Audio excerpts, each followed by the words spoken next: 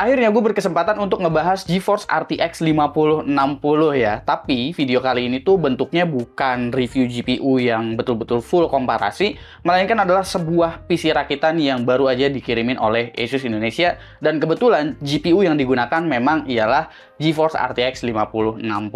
Sebelumnya juga gue punya PC yang ukurannya kecil dan itu menggunakan GeForce RTX 4060 yang biasanya memang gue pakai buat main game, bahkan gue menggunakan 4060 itu untuk bermain di monitor yang resolusinya 4K. Ya memang perlu beberapa kompromi seperti menggunakan DLSS misalnya untuk mengakomodir resolusi yang tinggi.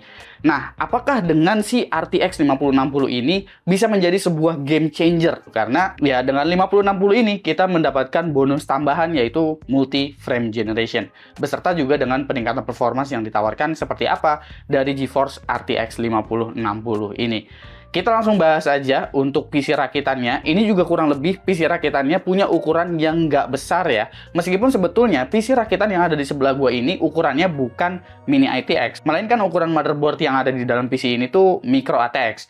Tapi memang ukurannya kelihatannya sangat-sangat kecil ya. Buat spesifikasi lengkapnya tentu ini menggunakan RTX 5060, tepatnya Asus Dual dengan seri GeForce RTX 5060. Yang mana GPU seri Dual ini sebetulnya memang ditempatkan sebagai kelas entry dari line up-nya Asus, tapi meskipun kelas entry, seri Dual ini juga dia udah menggunakan dual ball bearing, udah support untuk 0dB, bahkan udah ada backplate yang mana backplate-nya ini nggak cuma sekedar hiasan doang, tapi udah sebagai anti-sagging juga lah istilahnya. Meskipun memang PCB-nya sebetulnya kecil sih, jadi kecil kemungkinan juga untuk kartu grafisnya itu bisa sagging sebetulnya. Karena ukurannya kecil, jadi memang cocok ditempatkan pada casing-casing yang sangat kompak seperti ini. GeForce RTX 5060 juga punya upgrade dari segi tipe memori ya. Dia menggunakan tipe memori GDDR7, meskipun memang secara kapasitas dia masih ada di angka 8GB.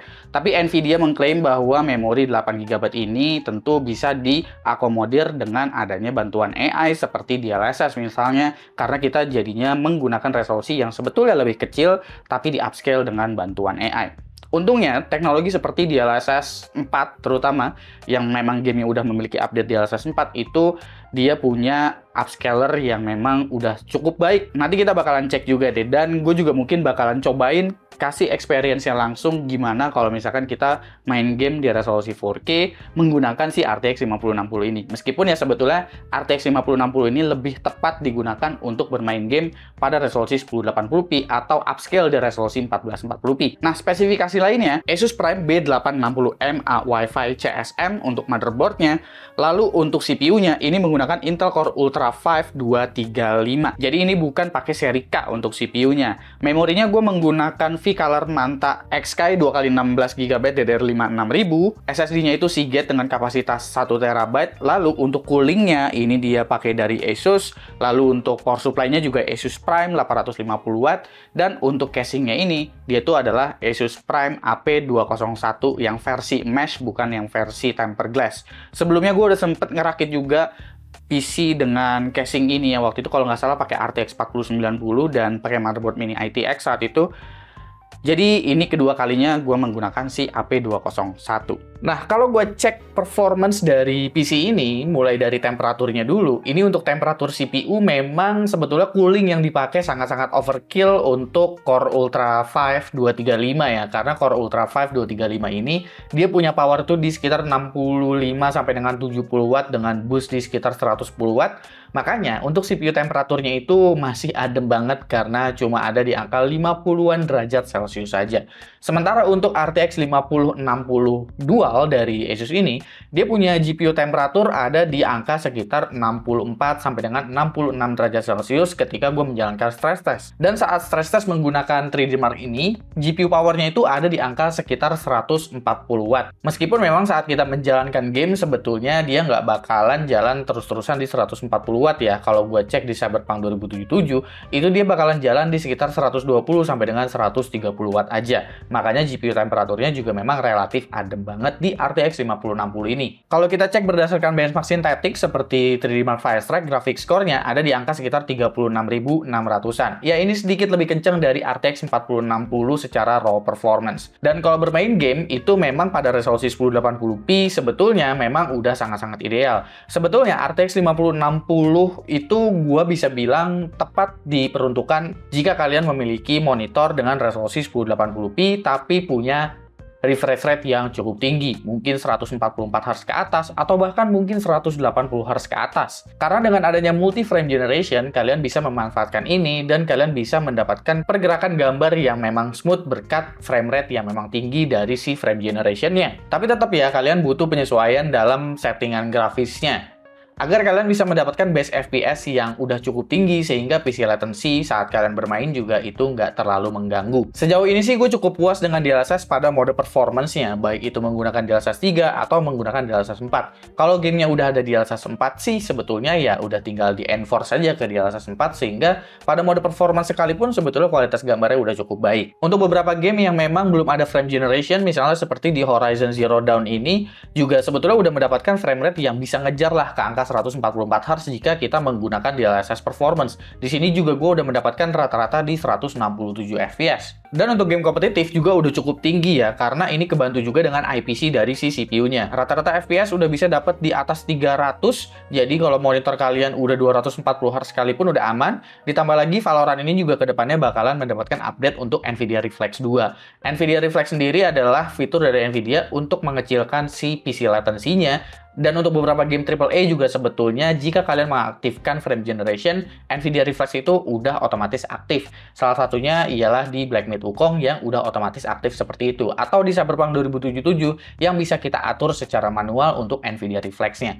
Nah, NVIDIA Reflex 2 ini nanti untuk beberapa game kompetitif akan diberikan dan ini bakalan jadi lebih kecil lagi untuk PC latensinya. Semoga ini bakalan cepat keluar sih update-nya. Gue juga sempat nyobain untuk Black Myth Wukong pada resolusi 4K dengan DLSS performance, tapi memang settingannya di sini gue sesuaikan ya. Di sini gue nggak pakai ray tracing, presetnya juga cuman high aja. Kalau nggak pakai frame generation, gue udah bisa mendapatkan base FPS di angka 50-an, yang berarti sebetulnya tanpa NVIDIA Reflex sekalipun, di sini PC latensinya udah cukup baik. Dengan frame generation kali 4, sekarang gue bisa menikmati Black Myth Wukong pada resolusi 4K yang FPS-nya hampir mengejar di angka 120 FPS, yang berarti kalau kita punya monitor 4K 120 Hz, sebetulnya ini refresh rate-nya udah hampir terkejar. Nah, gimana kalau misalkan kita lihat langsung bagaimana kalau gua mainin game Black Myth Wukong pada monitor yang ukurannya besar, 43 inch dan resolusinya juga 4K, seperti apa kira-kira experience-nya gue bakalan ceritain. Nah, tadi kan kalian ngelihat itu pas lagi mode benchmark ya. Nah, sekarang gua udah masuk ke mode gameplay-nya langsung.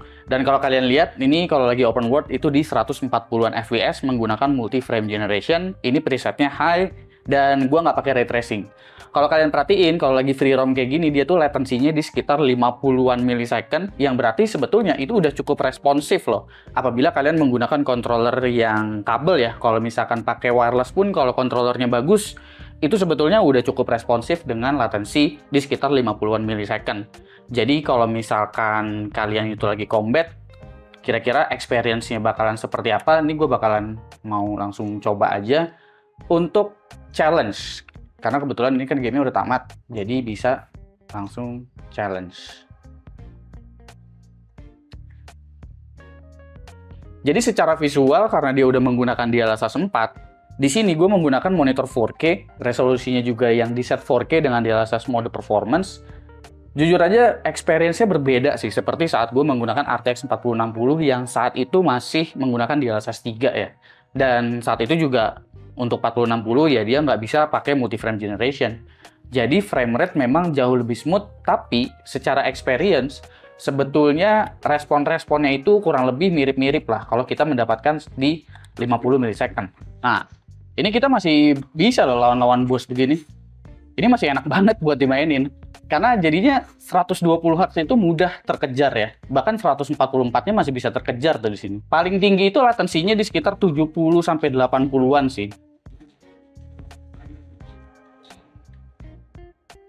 Jadi, 5060 buat 4K bisa apa enggak?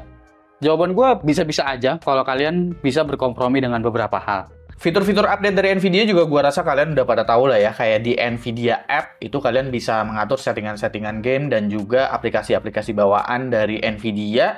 Dan di NVIDIA App ini juga salah satu update-nya, ini update-nya nggak cuma buat RTX 50 series sebetulnya, yaitu adalah smooth motion. Jadi untuk game yang belum ada frame generation-nya, kalian bisa atur di situ, atau kalian bisa atur untuk override si DLSS-nya menjadi DLSS 4, atau bisa juga mengaktifkan si multi frame generation kali 4-nya melalui si NVIDIA App ini. Di NVIDIA App juga terdapat beberapa aplikasi bawaan, salah satunya ya seperti NVIDIA Broadcast yang bisa kalian manfaatin semisal kalian mau pakai untuk live streaming, karena udah cukup lengkap juga di NVIDIA Broadcast ini. Sampai keylight aja itu ada di NVIDIA Broadcast, dan ini bisa digunakan untuk webcam dan juga mikrofon apapun yang bisa dicolok ke PC kalian. Lalu kita lanjut untuk kebutuhan productivity di RTX 5060. Di sini untuk encoding video menggunakan AV1 atau NVENC-nya ini udah lebih kenceng ya, karena di CapCut gue sekarang bisa mendapatkan angka di 1 menit 9 detik untuk video berdurasi sekitar 13 menit.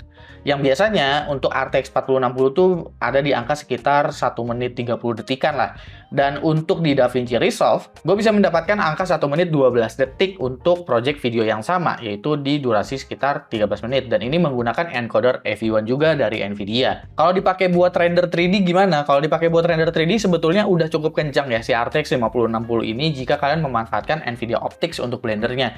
Tapi paling memang dari segi kapasitas VRAM untuk previewnya itu akan sedikit mepet karena Blender juga membutuhkan VRAM yang cukup besar saat kalian preview.